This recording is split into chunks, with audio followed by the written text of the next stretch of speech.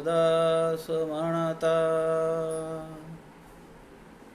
माते कशाचे भय, रामा जाईन ज्या स्थळी सुख घना, होईल तेथे जय. रामाया भुवनात्रयी तुझ विणा, नाही दुजा तारक. रामा तू सकलार्थ पूर्ण करीशी, तू तात मी बालक.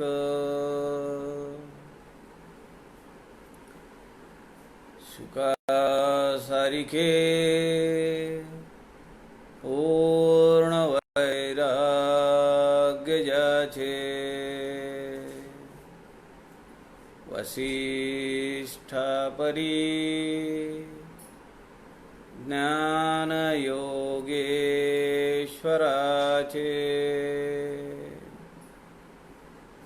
कवी वाल्मिकी सारिखा मान्य ऐसा, नमस्कार माझा सद्गुरु रामदासा. मला वाटते अंतरी त्वा वसावे, तुझ्या दासबोधासी त्वा बोध व्हावे. अपत्या परी पाजवी प्रेम रसा, महाराजया सद्गुरु रामदासा. जय जय रघुवीर समर्थ, सब संतन की जय.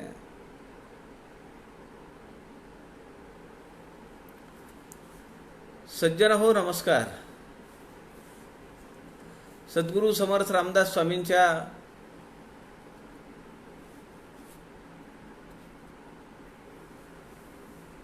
वाङ्मयाचा प्रचार प्रसार व्हावा या उद्देशाने आदरणीय प्रवीणजी शास्त्री दिवाकर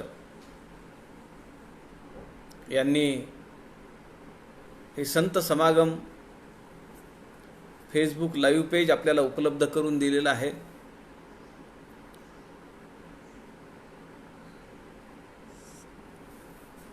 आपण सध्या समर्थ रामदासांच्या 21 समासी अर्थात जुना दासबोध याचं चिंतन करण्याचा प्रयत्न करतो आहोत. या 21 समासी दासबोधातील 6वा समास आपण पाहतो आहोत, ज्याचं नाव आहे वैराग्य निरूपण.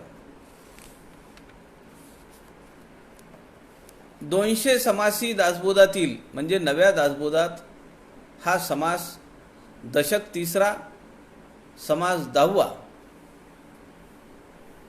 असा समर्थांनी सांगितलेला आहे. या समासामध्ये पहिल्या 8 ओव्या आपण पाहिल्या.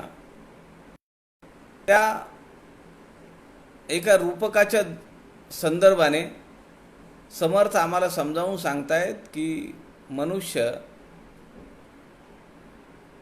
भवसागराच्या या संसार सागराच्या महापुरात अडकून पडलेला आहे. ते काल आपण पाहिलं. समर्थ म्हणतात शेवटी की बहुतांश लोक 99% लोक याच महापुरामध्ये नाश पावतात.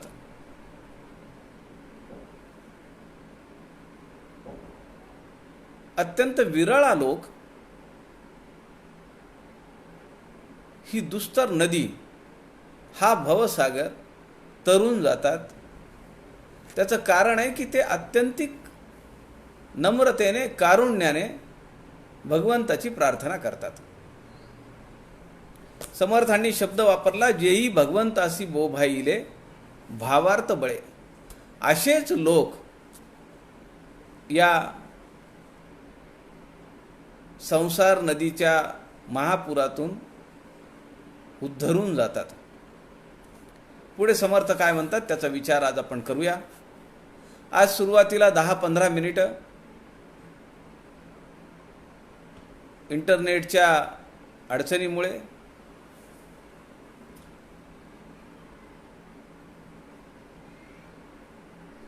कनेक्शन होऊ शकलं नाही, त्यामुळे आज उशीर झाला. श्रीराम समर्थ. श्रीराम. देव आपण घालून उडी, तयासी नेले पैलथडी. येरते भाविके वापुडी, वाहतची गेली. श्रीराम. भगवंत भावाचा भुकेला, भावार्थ देखोन भुलला.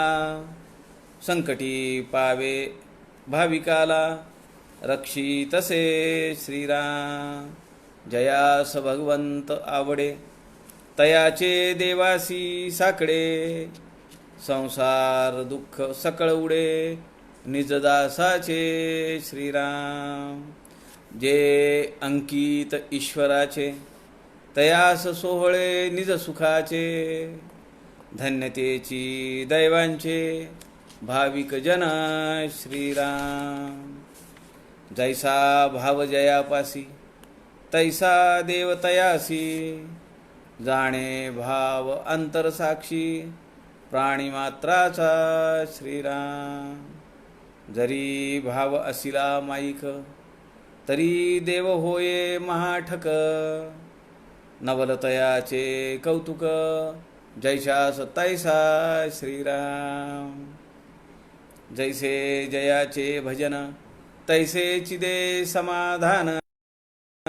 भावता किंचित न्यून, आपणही दुरावे. श्रीराम. समर्थांनी अत्यंत मार्मिक पद्धतीनं भगवंत आमच्याशी कसा वागतो ते या ठिकाणी समजावून सांगितलं आहे. आपल्याला थोडं आश्चर्य वाटेल की भगवंत सुद्धा आमच्यासोबत अशा माईक पद्धतीनं वागतो का, दुटप्पी भावनेनं वागतो का. या ओव्या वाचल्यानंतर आपल्याला प्रश्न पडू शकतो. त्याचं उत्तरही समर्थांनी दिलेलं आहे. समर्थ म्हणतात, देव आपण घालून उडी, तयासी नेले पैलथडी. येरते अभाविके बापुडी, वाहतची गेली. ज्यांनी भगवंताला आवर्जून कळवळून तळमळून त्याची करुणा भाकली, त्याची प्रार्थना केली, त्याचा धावा केला, त्यांना भगवंत येतो त्यांच्यासाठी आणि त्याला त्या दुःख सागरातून बाहेर काढतो. ज्याला तो दुःख सागरातून बाहेर काढतो याचा अर्थ त्याची दुःख कमी होतात का? नाही. आपल्याला जर असं वाटत असेल की भगवंताची माझ्यावर कृपा आहे म्हणून माझ्या वाट्याला दुःख येणार नाही, किंवा माझ्या वाट्याला जर दुःख येत असेल तर भगवंत माझ्यावर कृपा करत नाहीये, भगवंताचं माझ्याकडे लक्ष नाहीये, असा गैरसमज साधकाच्या अंतःकरणात येता उपयोगी नाहीये. आपल्याला माहिती आहे माता कुंतीने काय मागितलं? कायम आम्हाला दुःख येऊ दे, कायम आमच्या जीवनात संकट येऊ दे. श्रीकृष्णाला हे एक वर मागितला. का? तर आम्ही दुःखामध्ये तुझं चिंतन करू, तुझं भजन करू, तुझी उपासना करू. सुखामध्ये नाही करणार आम्ही, म्हणून तू आमच्या वाट्याला दुःख येऊ दे.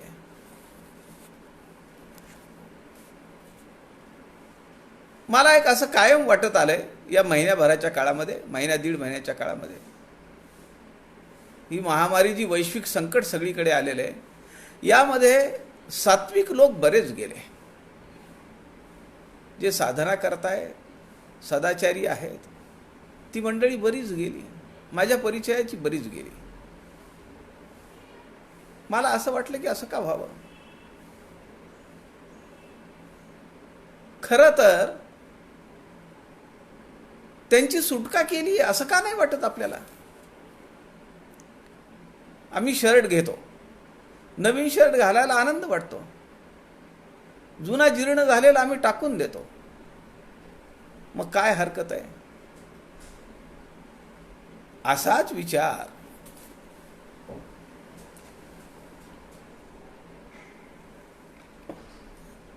जर आम्ही आमच्या जन्म मृत्यूच्या बाबतीत केला तर काय वाईट आहे. जन्माचा सोहळा आम्ही वाजत गाजत करतो, मृत्यूचा सुद्धा सोहळा असा करता आला पाहिजे. आमच्याकडे जे पुण्यात्मे आहेत, महानुभाव आहेत, अवतार आहेत, या सगळ्यांची पुण्यतिथी आम्ही साजरी करतो का नाही. तो एक सोहळा आहे. समर्थ या ठिकाणी म्हणतात, देव आपण घालून एवढी जी मंडळी जेही भगवंतासी बोभाईले, ज्यांनी भगवंताचा धावा केला, त्या मंडळीसाठी देव आपण घालून उडी, तयासी नेले पैलथडी. त्या साधकाला पलीकडच्या तीरावर भगवंत स्वतः घेऊन जातो. जिथं त्याला पाताळात बुडवलेलं आहे तिथपर्यंत भगवंत खाली उतरतो, त्याचं बोट धरतो, त्याच्या हाताला धरतो आणि तो घेऊन जातो पलीकडच्या तीरावर. येरते अभाविके बापुडी वाहतची गेली. बाकीची जी 99% लोक आहेत ते वाहत जातात, वळणात पडतात, जलचर त्यांची तडातोडी करतात, बेटामध्ये अडकून पडतात, साखळीमध्ये अडकून पडतात, दगडावर पडतात, कपाळ मोक्ष होतो त्यांचा. देव आपण घालून एवढी. देव अशा भक्ताच्या कल्याणासाठी काहीही विचार करत नाही. आपल्याला माहिती आहे, प्रल्हादासाठी तो सिंह झाला. भक्ताला वाचवायचं आहे, भक्त संकटात आहे. प्रल्हादासाठी सिंह झाला. ब्रह्मदेवासाठी त्यांनी मत्स्य रूप धारण केलं. या पृथ्वीला वाचवायचं आहे म्हणून त्यांनी कासवाचं रूप प्रगट केलं. एक गजेंद्रासाठी, यकश्चित जीवासाठी तो नकराच्या रूपाने अवतीर्ण झाला. ब्राह्मणांच्या संरक्षणासाठी त्यांनी परशुरामाचा अवतार धरला.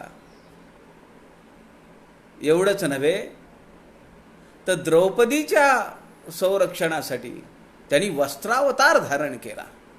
म्हणजे भगवंत कुठल्या रूपात येईल याचा नेम नाही. ती वस्तू म्हणून येईल, तो प्राणी म्हणून येईल, पक्षी म्हणून येईल, आपण कल्पना करू शकणार नाही. मला तुम्ही सांगा, एका घरामध्ये 4-4 लोक पॉझिटिव्ह निघतात कोरोनानी, रेमडेसिवीर लागत नाही, दोघे जण घरी बरे होतात घरच्या ट्रीटमेंटवर. ही कृपा नाहीये का? भगवंताचा आशीर्वाद नाहीये का? समजा 4च्या 4 जर निजधामी गेले असते तर घर किती उघडं पडलं असतं.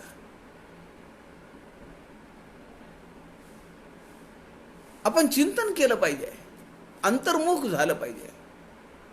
एक वाईट गोष्ट घडली की 99 चांगल्या गोष्टींवर आम्ही पाणी फिरवून टाकतो. देवाला आमचं चांगलं पण बघवलं नाही, देवाला आमचं वैभव बघवलं नाही, देवाला आमचं सुख बघवलं नाही. देवाला काही दुसरं काम नाहीये का?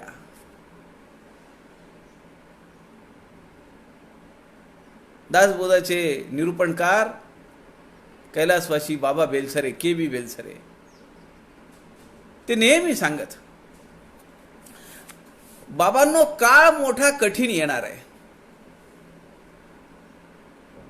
पण जो नामस्मरणात राहील तो टिकेल, बाकीच्यांचं काही खरं नाही. 2016ला गोंदवलेकर महाराजांचा एक कार्यक्रम आमच्या नांदेडला एका मोठ्या मंगल कार्यालयामध्ये झाला. आम्ही सगळेच गेलो होतो तिथं, मी, आई, वडील. त्या दिवशीची प्रवचनं ऐकली आणि त्या दिवशीपासून माझ्या वडिलांनी रोज 11 माळा जप झालाच पाहिजे असा संकल्प त्यांनी मनाने केला. वडील मागच्या महिन्यात गेले. आम्ही सगळी आवरावर करत असताना आम्हाला 2-3 वह्या सापडल्या, काही अर्धवट म्हणजे वापरलेल्या वह्या आहेत. 2016 पासून त्यांनी प्रत्येक महिन्याच्या प्रत्येक दिवसाची तारीख टाकून त्या पुढे माळांची संख्या लिहिलंय आणि पुढे ओके लिहिलंय. 11 11 11 11 11. आम्हाला आश्चर्य या गोष्टीचं वाटलं की त्यांनी फक्त मे 2021 पर्यंत शेवटच्या वहीमध्ये आखून ठेवलंय. खरं तर वहीची पानं अजून आहेत कोरी. मे 2021 पर्यंतच आखून ठेवलंय आणि ते गेले 14 एप्रिलला. बाबा बेलसरे म्हणतात, जो नामस्मरणात राहील तोच टिकेल. टिकेल म्हणजे देहरूपाने इथं राहील का? उलट देहबुद्धीतून तो सुटेल. सगळे आप्त, स्वकीय, मुलं, बायको, मुली, जावई, सुना या सगळ्यांपासून तो सुटेल. याची एक प्रचिती घेतली आम्ही आता. समर्थ या ठिकाणी सांगतायत, देव आपण घालून उडी, तयासी नेले पैलथडी, येरते अभाविके बापुडी, वाहतची गेली. समर्थ मनाच्या श्लोकामध्ये म्हणतात, जना रक्षणा कारणे नीच योनी. अत्यंत खालच्या दर्जाच्या योनीमध्ये तो जन्म घेतो आणि आपल्या भक्ताचं संरक्षण करतो. कारण त्याला कशाची भूक आहे, त्याला काय पाहिजे आपल्याकडनं. भगवंत गीतेमध्ये सांगतात, एक पान, थोडं पाणी, एखादं फूल, काहीही तू दे, पण ते आर्ततेने दे,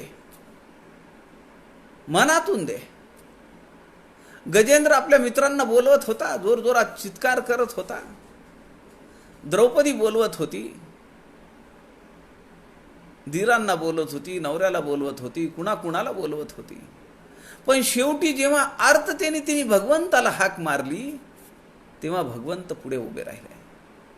नामदेव महाराजांच्या जीवनातला एक किस्सा आहे, त्यांच्या चरित्रातला.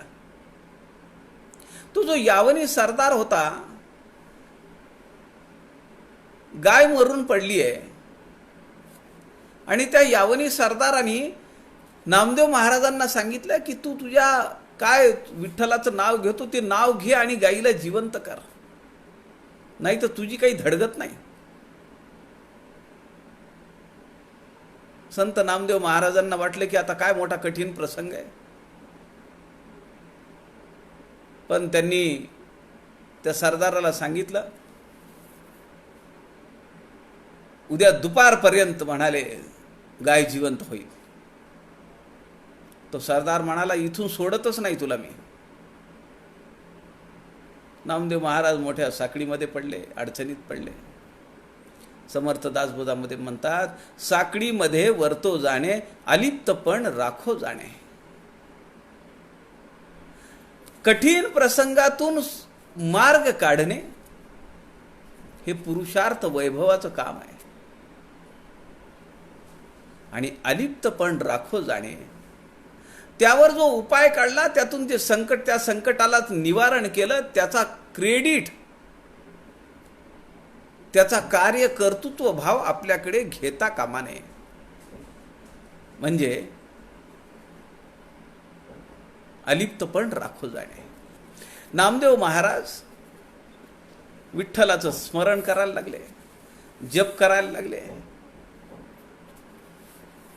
दुपार झाली, संध्याकाळ झाली, रात्र झाली, सकाळ झाली, आणि दुपारी दुसऱ्या दिवशी गाय उठली. नामदेव महाराजांना राग आला. ते भगवंताला म्हणाले, कालपासून मी इथं तळमळतोय. मी दुधाची वाटी दाखवली, नैवेद्य दाखवला, तुला धमकी दिली की तू जेवायला बसला, पण गाईला उठवला, एवढा उशीर केला. भगवंत हसले आणि भगवंत म्हणाले, अरे माझा काय दोष आहे? तूच तर त्या सरदाराला सांगितलं ना की उद्या दुपारपर्यंत गाय उठेल. तूच वेळ मागून घेतली तेवढी. भगवंत तर आमच्यावर कृपा करण्यासाठी कायम तयार आहे, पण आमची तयारी नाहीये. म्हणून समर्थ या ठिकाणी म्हणतात, भगवंत भावाचा भुकेला, भावार्थ देखोन भुलला, संकटी पावे भाविकाला, रक्षी तसे श्रीराम. आपल्या भक्ताला कुठल्याही संकटात तो पडू देत नाही, एवढं मात्र खरं आहे. संकट दूर होणार नाहीत, पण संकटावर सोल्युशन मिळेल, त्यावर तोडगा मिळेल, हे मात्र नक्की आहे. याची प्रचिती मी अनेक वेळा घेतलेली आहे. आपल्यापैकी अनेकांनी याचा अनुभव घेतलेला असेल. सगळा भार आपण टाकून द्यायचा. भगवंता, तुला जे योग्य वाटेल ते तू कर, मी तयार आहे, माझी कुठलीही तक्रार नाही आहे. सगळा भार त्याच्यावर टाकून द्या आणि तुम्ही निवांत राहा. कबीर काय म्हणतायत, मी तर निवांत झोपी जातो, माझा जप कोण करतो? तो श्रीराम करतो. काय अधिकार आहे कबीरांचा? सज्जना हो, समर्थ मानाच्या श्लोकामध्ये म्हणतात, सदा चक्रवाकासी मार्तंड जैसा, उडी घालितो संकटी स्वामी तैसा. उडी घालतो. भक्त संकटात पडलेला आहे हे बघून तो उडी मारतो. उडी घालितो संकटी स्वामी तैसा, हरी भक्तीचा घाव गाजे निशानी, नुपेक्षी कदा रामदासाभिमानी. 205 मानाचे श्लोक समर्थांनी लिहिले. किमान 30 ते 35 श्लोकांमध्ये हाच अर्थ समर्थ सांगतात की भगवंत भक्ताच्या रक्षणासाठी काहीही करू शकतो. तो नीच योनीत जातो, उडी घालतो, संकटामध्ये बुद्धी देतो, ते दुःख सहन करण्याची ताकद देतो, पण तो आपल्या भक्ताची उपेक्षा कधीही करत नाही.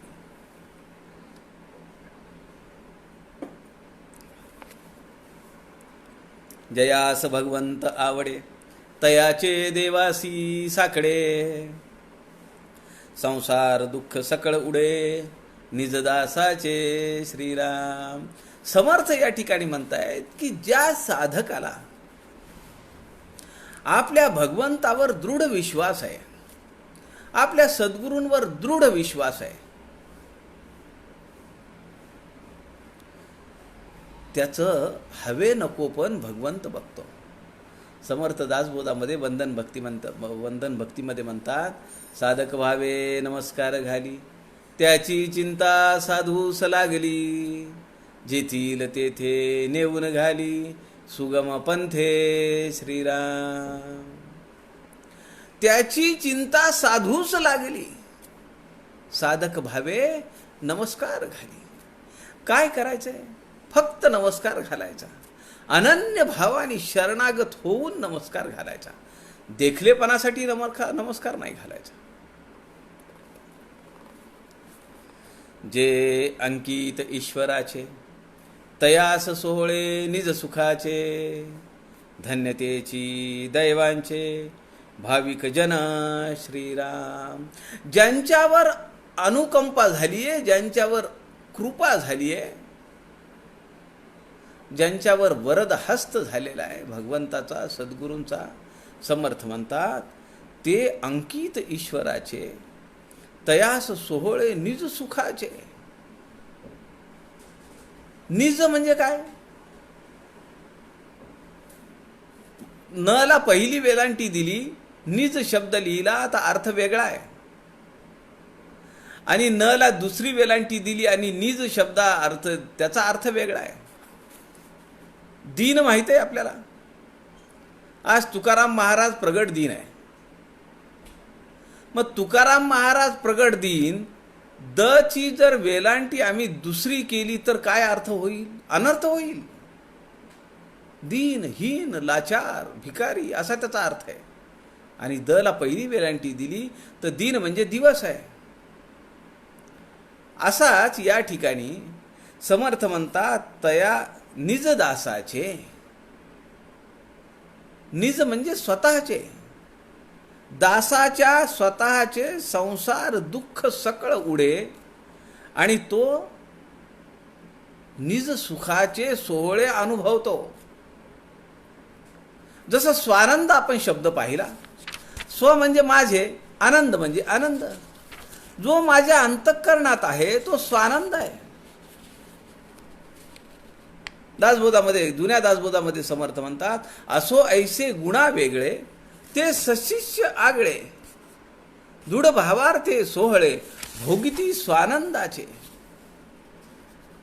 माझा स्वतःचा आनंद आतला जो आत आहे तो मला भोगता येत नाहीये, कारण माझी दृष्टी अंतर्मुख नाहीये, मी बहिर्मुख दृष्टीचा आहे. मी सगळं बाहेर बघतो, इथं मिळेल का, तिथं मिळेल का, तिथं मिळेल का. मी फिरतोय नुसता, मी आत डोकावून पाहतच नाहीये. त्यामुळे मला माझं सुख हे दिसतच नाहीये. समर्थ या ठिकाणी म्हणतात, जयास भगवंत आवडे तयाचे देवासी साकडे. ते साकडं तो ते सगळं भगवंत बघून घेईल. आपण काय म्हणतो, देवाला साकडं घातलंय, तसं देवाला साकडं आहे की भगवंत सुखी कसा होईल. संसार दुःख सकळ उडे. ज्या दुःखाची त्याला झळ पोचलेली असते, आध्यात्मिक ताप आहे, अधिभौतिक ताप, अधिदैविक ताप आहे, या सगळ्या तापातून मुक्तता करतो भगवंत. समर्थ म्हणतात, धन्य तेची दैवांचे भाविक जन. ते जे भाविक आहेत, ते जे साधक आहेत, त्यांचं दैव बलवत्तर आहे. ते भाग्यवान पुरुष आहेत, कारण ते भगवंताचं भजन करतात, त्यांची उपासना करतात, त्यांचं नामस्मरण करतात. बाबा बेलसरे म्हणतात, जे नामस्मरणात आहेत तेच सुटले. सुटले म्हणजे या संसार दुःखातून सुटले. समर्थ दासबोधामध्ये म्हणतात, साधू दिसती वेगळाले परिते सस्वरूपी मिळाले. मिळून एकची झाले स्वरूपाकारे श्रीराम. साधू दिसती वेगळाले. सगळ्या संतांचं तत्वज्ञान एकच आहे का नाही? भाषा वेगळी आहे पण तत्वज्ञान एक आहे. सगळे सांगतात, भक्ताचे निसाभिमाने कृपा केली दाशरथीने. भगवंताला भक्ताचा अभिमान आहे. भगवंताला असं कधीही वाटत नाही की एखादा अश्रद्ध भक्त आहे, ज्याच्या मनात भक्ती नाहीये, ज्याला भगवंताबद्दल निष्ठा नाहीये, श्रद्धा नाहीये, त्याचं वाईट व्हावं असं भगवंताला कधीही वाटत नाही. त्याच्या त्याच्या प्रारब्ध कर्मानुसार त्याला जे भोगायचं आहे ते भोगावं लागेल. भगवंत तिकडे कधीही पाहत नाही, पण भगवंत नक्की पाहतो की माझी श्रद्धायुक्त अंतःकरणाने कोण भक्ती करतोय, आणि त्याची दुःखातून सोडवणूक मात्र भगवंत नक्की करतो.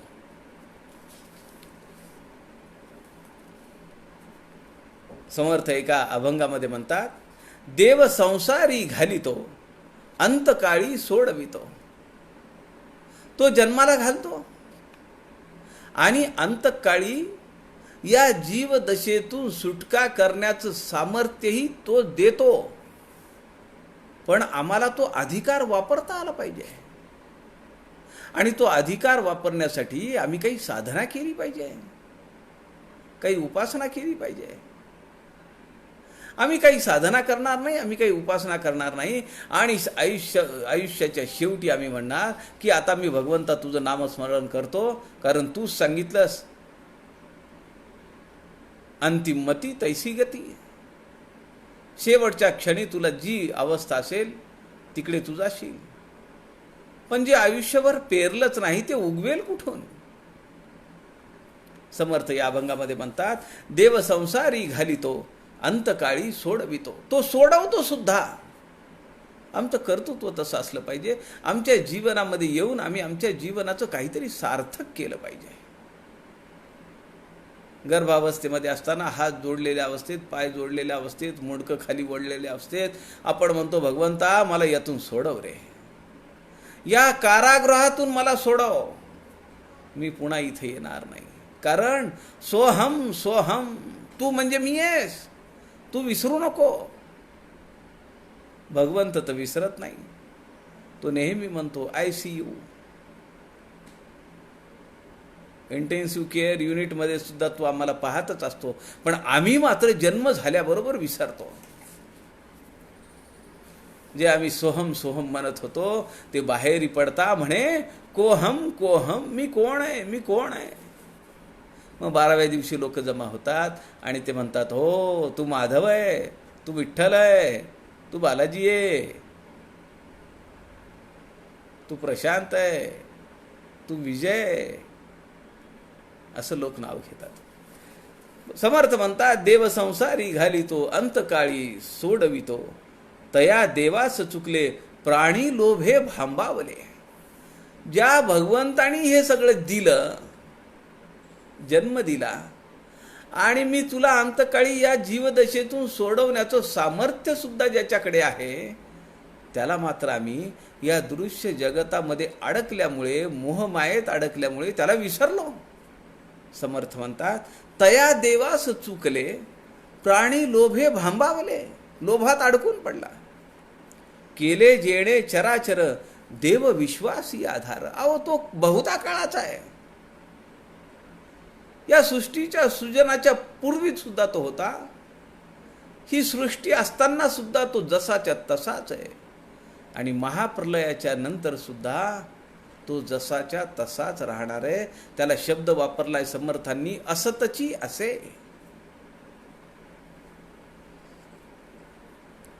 देव जीवाचे जीवन, देव बंध विमोचन. हा देव काय? जीवाचे जीवपण आहे. त्याला जीवपणात, त्याला त्या जीवाला जीवदशेमध्ये आणण्याचं कार्य तो करतो. एक पंचभूतात्मक देह आणि त्रिगुण त्याच्यामध्ये टाकून त्याचा कर्दम करतो, चिखल करतो, त्याची एक मूर्ती बनवतो आणि देतो ढकलून. आणि ते ढकलून दिल्यामुळे आपल्या कमरेला त्याचे जे 2 अंगठे लागलेले आहेत, त्याचे ठसे पडलेले आहेत. आपल्या कमरेला कधी आपण पाहतो का? आमची कंबर दिसतच नाही. आम्हाला चेहरात पाहण्यात आम्ही गर्क आहे. देव सर्वांचे अंतरी, सांभाळितो निरंतरी. रमी रामदास म्हणे, जयाचेनी धन्य होणे. त्या भगवंताच्या नामस्मरणामध्ये धन्य व्हावं, जेणेकरून आपल्या निज सुखाचा सोहळा आपल्याला पाहता येईल. कारण जो नामस्मरणात असतो त्याला कधीही भगवंत बुडू देत नाही, याची तो दक्षता घेतो. ज्ञानेश्वर माऊली सुद्धा म्हणतीये, येथ एकची लीला तरले. या मायेची लीला कोण तरतं? इथं येथ एकची लीला तरले, जे सर्व भावे मज भजले. सगळ्यांनी भगवंताचं भजन केलं, ज्यांनी ज्यांनी भगवंताचं भजन केलं ते ते उद्धरले. तया ऐलीच थडी सरले माया जळ. त्याला सुरुवातीलाच त्यांनी जर भजन चालू केलं तर भजनाच्या प्रारंभी जसा जसा तो भजनामध्ये दंग होईल तसं तसं ऐलीकडे थडले माया जळ. अलीकडेच हे मायेचं जळ जे आहे तर ते आटून जातं आणि मग तो त्यात अडकत नाही. येणे उपाये मज भजले. याचा उपाय काय आहे? भगवंताचं भजन केलं ते हे माझी माया तरले. त्या सगळे हे माया तरून गेले. परी ऐसे भक्त विपाईले. बहु असं नाही. असे भक्त फार विरळ आहेत, ते बहुधा सापडत नाहीत. पुढे समर्थ म्हणतात, जैसा भाव जयापासी तैसा देव तयासी. जाणे भाव अंतरसाक्षी प्राणीमात्राचा श्रीराम. हे एक मोठं नवल आहे. प्रत्येकाच्या अंतःकरणात काय वादळ चालू आहे, काय भाव चालू आहे, ते भगवंताला माहिती आहे. तो हे सगळं जाणतो. जैसा भाव जयापासी तैसा देव तयासी. जसा भाव असेल तसा देव आहे. त्याचं फार सुरेख वर्णन समर्थांनी पुढच्या ओव्यांमध्ये केलेलं आहे. जाणे भाव अंतरसाक्षी प्राणी मात्रांचा. प्रत्येकाच्या मनात काय चाललंय हे त्याला ठाऊक आहे. तो जाणतो त्याच्या मनात काय चालू आहे ते. पुढचं जे वर्णन आहे ते फार सुरेख आहे, आपल्याला हसायला येईल. समर्थ म्हणतात, जरी भाव असला माईक तरी देव होय महाठक. तुम्ही जर फसवेगिरी केली तर भगवंत त्याच्यापेक्षा महाठक आहे. तुम्ही काय फसवणार भगवंताला? आपण काय फसवणार? जरी भाव असिला माईक. आमची श्रद्धा जर माईक असेल, दिखाऊपणाची असेल, थोतांड असेल, तर भगवंत हे ओळखतो आणि तो महाठक होतो. तो म्हणतो, अच्छा बघतो तुला. नवलतयाचे कौतुक जैसास तैसा. मोठं नवल आहे, मोठं आश्चर्य आहे की तो ज्याला ज्याप्रमाणे भाव असेल त्याप्रमाणे त्याचं फळ देतो. जैसे जयाचे भजन तैसेची दे समाधान. भाव होता किंचित न्यून आपणही दुरावे श्रीराम. समर्थ काय सांगताय? भगवंताकडे पाहण्याचा दृष्टिकोन आमचा कसा आहे त्यावर सगळं अवलंबून आहे. आम्हाला जर भगवंताकडे काय मागायचं आहे, आम्हाला काय पाहिजे, त्याच्यासाठी आम्ही भगवंताची सेवा करतो, हे महत्त्वाचं आहे. दासबोधामध्ये समर्थ म्हणतात, देव आणि देवाचे कर्तृत्व कळला पाहिजे अभिप्राव.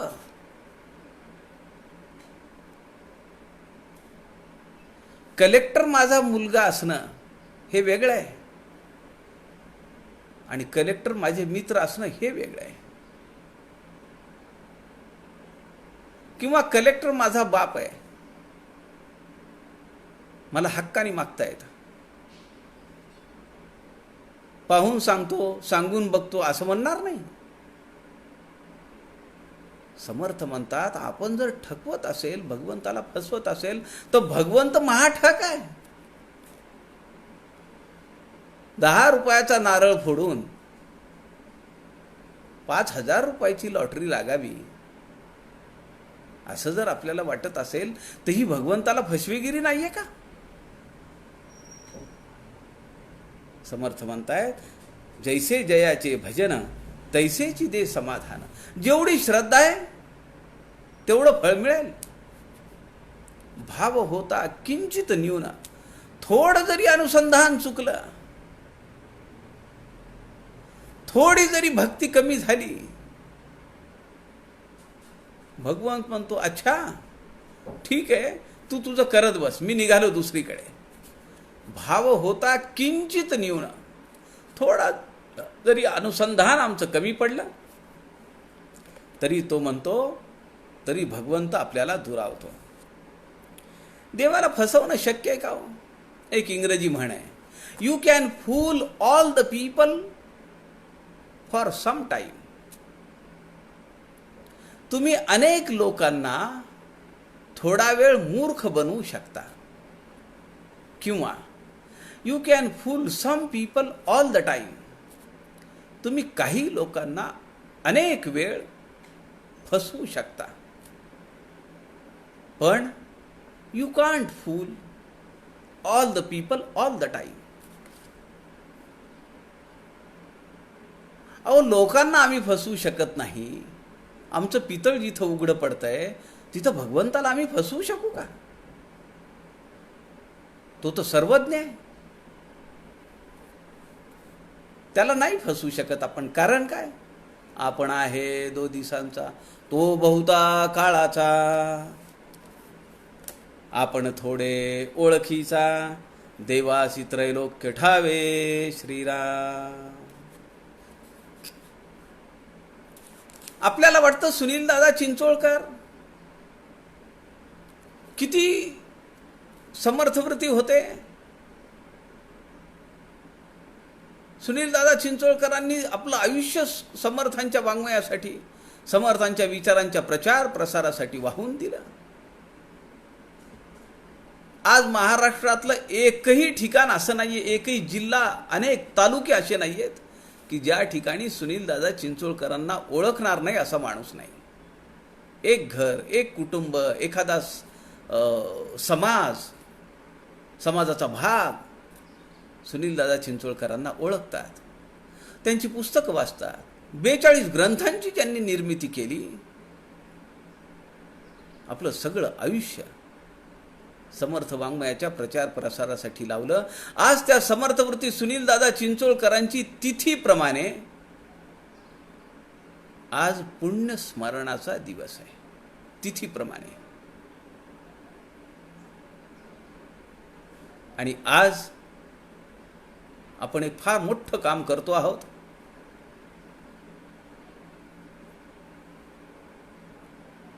समर्थवृत्ती या नावाने एक व्यासपीठ आपण उघडलंय. आणि हे व्यासपीठ पुढच्या 6 महिन्यामध्ये देश पातळीवरचं व्यासपीठ असेल. समर्थ रामदास स्वामींच्या विचारांचं, तत्वज्ञानाचं प्रचार प्रसाराचं एक देश पातळीवरचं व्यासपीठ असेल.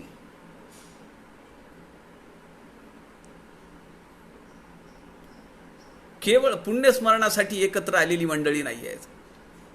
आणि आज, उद्या, परवा 3 दिवस आपण पुण्यस्मरणाचा कार्यक्रम घेतलेला आहे. यूट्यूबवरनं पाहता येईल, फेसबुकवरनं पाहता येईल. त्याची लिंक पाठवलेली आहे.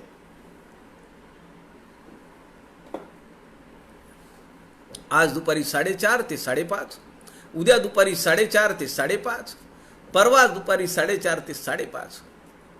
आज 3 व्याख्याते आहेत, उद्या 3 व्याख्याते आहेत आणि परवाच्या दिवशी 15 ते 20 लोक 2.5 ते 3 मिनिटांचं मनोगत व्यक्त करणार आहेत. समर्थवृत्ती या व्यासपीठावरून समर्थवृत्ती सुनील दादा चिंचोळकरांच्या आठवणी सांगणार आहेत. आज आपल्याला 4:30 ते 5:30, उद्या आणि परवा आपल्याला लिंक मिळालेली आहे. त्या लिंकवरून हा कार्यक्रम पाहायचा आहे. सुनील दादा चिंचोळकरांची निर्भयता, सुनील दादा चिंचोळकरांची लेखन क्रिया, सुनील दादा चिंचोळकरांचा अथक परिभ्रमण प्रवास, सुनील दादा चिंचोळकरांच्या आध्यात्मिक अधिष्ठानाचे स्त्रोत, अनेक विषय आहेत. आपण ते सगळ्यांनी त्या सगळ्या विषयांमध्ये, त्या कार्यक्रमामध्ये सहभागी व्हावं अशी आपणा सगळ्यांना विनंती करतो. आपल्या सगळ्यांच्या हृदयस्थ परमेश्वराला वंदन करतो. झालेली सेवा आज सुनील दादांचं पुण्यस्मरण करीत समर्थ रामदास स्वामींच्या चरणी अर्पण करतो. जय जय रघुवीर समर्थ.